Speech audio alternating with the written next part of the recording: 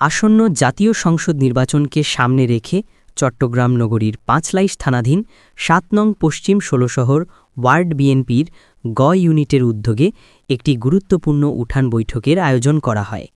এই বৈঠকটি নিছক উঠান বৈঠক না হয়ে বরং বিএনপি এবং তাদের সহযোগী ও অঙ্গসংগঠনের বিপুল সংখ্যক নেতাকর্মী ও সমর্থকদের অংশগ্রহণে একটি জনসভায় রূপ নেয়।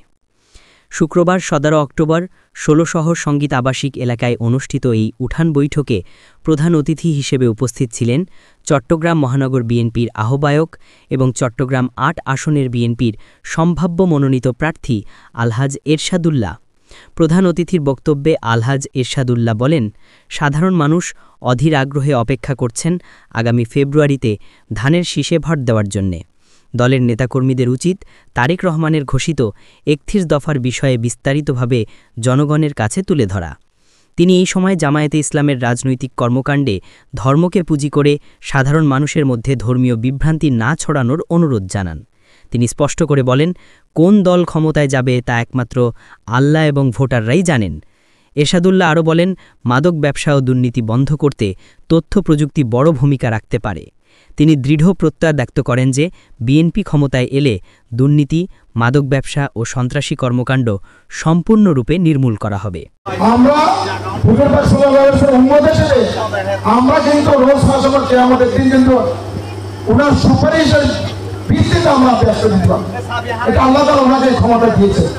কিন্তু উনি সরাসরি ব্যস্তেই যাবেন, এই জন্য আজকে দাঁড়িয়ে পাল্লা ভোট দিতে আমরা ব্যস্তে যাবেন।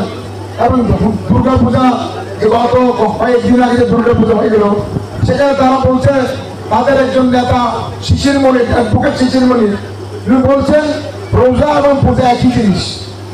এবং ওনারা বলছেন যে হুজুর পাক সাল্লাল্লাহু আলাইহি ওয়াসাল্লামের একজন সংবাদদাতা, উনি আল্লাহর সংবাদদাতা এসেছেন এবং উনি একজন সাংবাদিক হিসেবে ওনাকে চিহ্নিত করছেন। নাউজুবিল্লাহ।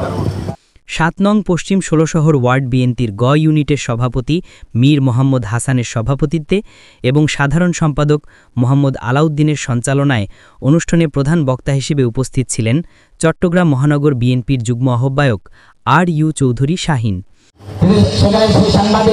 শেখ হাসিনাকে জিজ্ঞেস করেছিল যে আগামী নির্বাচনে কে ক্ষমতায় যাবে। শেখ হাসিনা বলছে আমার দল তো ক্ষমতায় যাবে, এবং আগামী দিনের নির্বাচনে ওই সাংবাদিক জিজ্ঞেস করেছিল বিএনপি কয়টি আসন পাবে।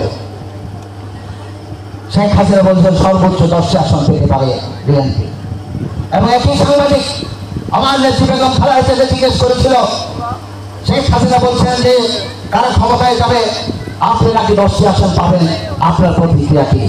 বন্ধুরা আমার নেত্রী সেদিন বলেছিল, এই বাংলাদেশের মানুষ যদি আমাকে একটি আসন উপহার দেয়, আমি সেই আসন মাথা পেতে দেবো। নির্বাচনে আমরা দেখলাম প্রথমে পৃথিবী থেকে শুরু করে ওই শেখ হাসিনা সব আসনগুলোর নাম উল্লেখ করতে লাগলো, অমুক আসনে আওয়ামী লীগ, অমুক আসনে আওয়ামী লীগ। ফলে মুয়াজ্জিনের আযানের সাথে সাথে বাংলাদেশের অঞ্চল থেকে যখন ধানের শীষের প্রতীকের নির্বাচিত প্রতিনিধির নাম যখন ঘোষণা আসছে, তখন সকলের আগে দেখলাম 147 আসন নিয়ে বাংলাদেশ বিশেষ অতিথি হিসেবে উপস্থিত ছিলেন পাঁচলাইশ থানা বিএনপির সাবেক সাধারণ সম্পাদক মুনির আহমদ চৌধুরী। আজকে বিএনপির জনপ্রিয়তা দেখে একটি রাজনৈতিক দল প্রতিহিংসায় জর্জরিত।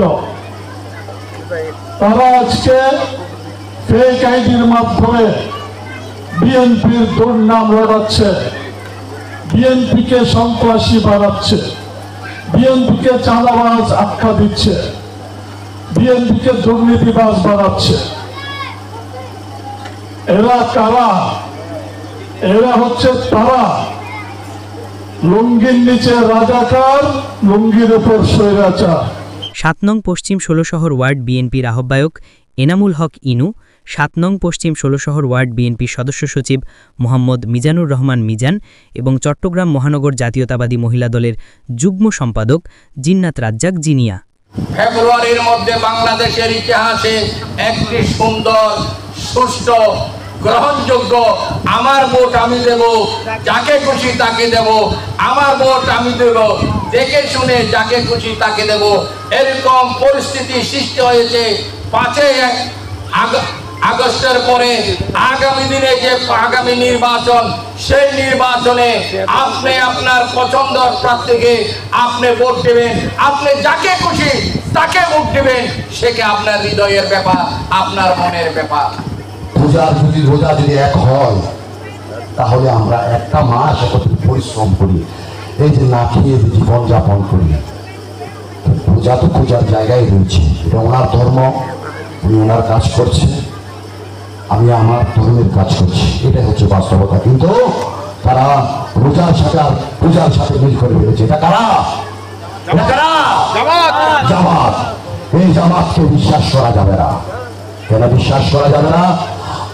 যারা তারা আমাদের সম্মানিত প্রধান অতিথি আলহাজ এরশাদুল্লাহ ভাই, ওনার একটা গুণ আছে, সেই গুণটা হচ্ছে উনি আবার সামনাসামনি প্রশংসা করা উনি তেমন পছন্দ করেন না। উনি যদি ওনার প্রশংসা করতে হয়, জনগণের দ্বারে দ্বারে যান, জনগণের দুয়ারে দুয়ারে দুয়ারে যান, উঠান বৈঠক করেন এবং জনগণের কাছে ভারপ্রাপ্ত চেয়ারম্যানের বার্তা পৌঁছে দেওয়ার জন্য ওনার অনুরোধ উনি সেটাই চান। উনি আরো একটা বিষয় বলেন, আমাকে যদি দল যোগ্য মনে করে, আমাকে যদি নমিনেশন দেয়, অবশ্যই আমার পক্ষেও কাজ করবেন এবং আমরা ৭ নং পশ্চিম ষোলশহর ওয়ার্ডে আমি মনে করি, আপনারা কি মনে করেন, আমরা সবাই একটা ভালো একটা নেতা পেয়েছি, একটা লিডার পেয়েছি, যাকে আমরা সুখে দুঃখে পাই, সেই আমাদের আলহাজ এরশাদুল্লাহ ভাই। উপস্থিত নেতৃবৃন্দ তাদের বক্তব্যে পতিত আওয়ামী লীগ সরকারের গত ১৭ বছরের দুঃশাসন ও অন্যায়ের বিভিন্ন চিত্র তুলে ধরেন। তারা আগামীতে ধানের শীষে ভোট দিয়ে একটি সুন্দর দেশ গড়ার জন্য জনগণের প্রতি আহ্বান জানান। একই সাথে জামায়াতে ইসলামীকে হুঁশিয়ারি উচ্চারণ করে বলেন, যদি রাজনীতি করতে চান তাহলে ধর্মের নামে মিথ্যাচার বন্ধ করতে হবে। তারা জোর দিয়ে বলেন, কে জান্নাতে যাবে আর কে জাহান্নামে যাবে সেটা ঠিক করবেন মহান আল্লাহ, কোনো রাজনৈতিক দল নয়। এসব বিভ্রান্তিকর কথায় সাধারণ মানুষের সাড়া পাওয়া যাবে না।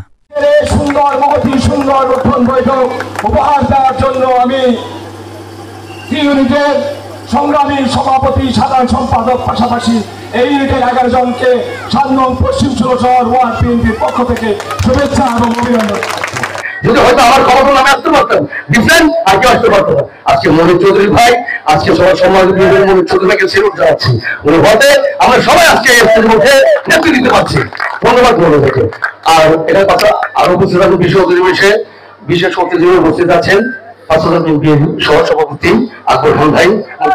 আমরা জানেন দীর্ঘ 17 বছর আন্দোলন সংগ্রাম করতে গিয়ে আমরা বাড়ি ঘর এবং বিভিন্ন জায়গায় থাকতে পারি নাই, আমাকে হয়রানি করেছেন। আমি ব্যক্তিগতভাবে আমার বিরুদ্ধে আর্থিক মামলা আছে, আপনারা হয়তো জানেন। আমাকে নিম্ন হত্যা উদ্দেশ্যে আমি গুম করেছে। আমি 2 দিন পরে আমার পরিবার আমার খোঁজ পেয়েছে। এবং আজকে আমি বলতে চাই, আজকে যারা এই যে এখনো আমাদের দলের বিরুদ্ধে বিভিন্ন ষড়যন্ত্র চলছে, আপনারা এই উঠান বৈঠকে থানা ও ওয়ার্ড বিএনপির এবং বিভিন্ন অঙ্গ ও সহযোগী সংগঠনের অসংখ্য নেতাকর্মী ও সমর্থক উপস্থিত ছিলেন। সবাই মিলেমিশে ভোট দেব ধানের শীষে, আমরা সবাই মিলেমিশে